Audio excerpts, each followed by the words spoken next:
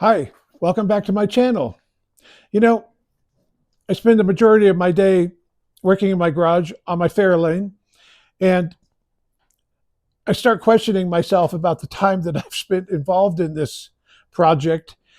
And it kind of led me to maybe share some thoughts with you in respect to what I should have done but didn't. And that was to make a plan.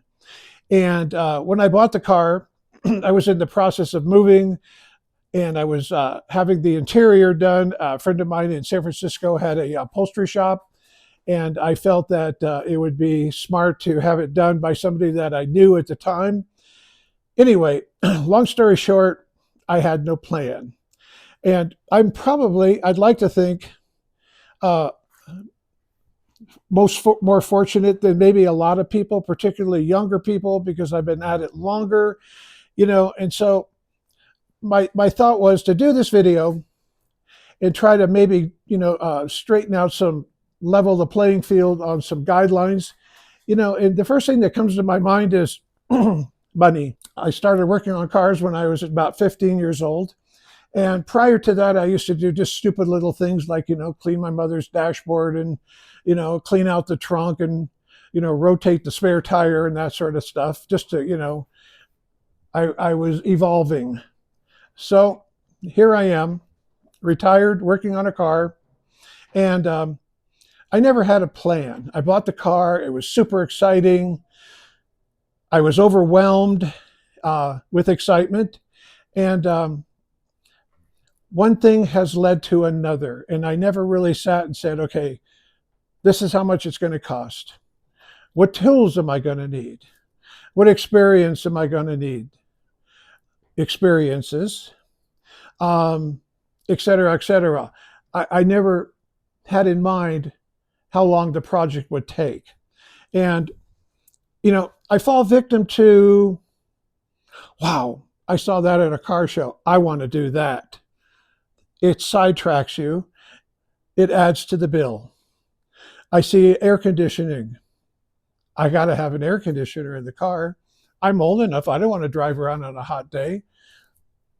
2 or 3 weeks, by the time you get all the extra parts and put it in and take a day off and and the expense. So here I am standing in my garage on a windy day, and I am certainly not frustrated, and I'm certainly not trying to create a negative situation about maybe somebody that hasn't gotten to their first project car yet, or maybe is sitting in the midst of it scratching their head saying, enough. You need to go on. It has to do with pride. It has to do with ego. It has to do with being addicted to what started you doing this in the first place.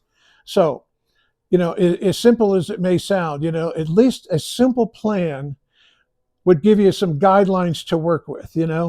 We're all suffering from the same thing called life, and in many situations, I remember one of the cars I started on and eventually lost.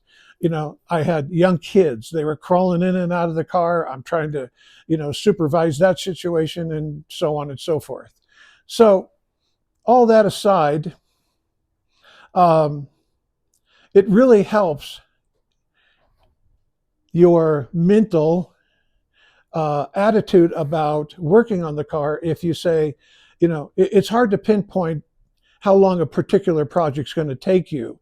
But if you at least say, well, I projected this, or I knew it was going to cost that, it may help you take a few steps forward and not feel like you're going backwards every time you reach into your back pocket and pull out your wallet.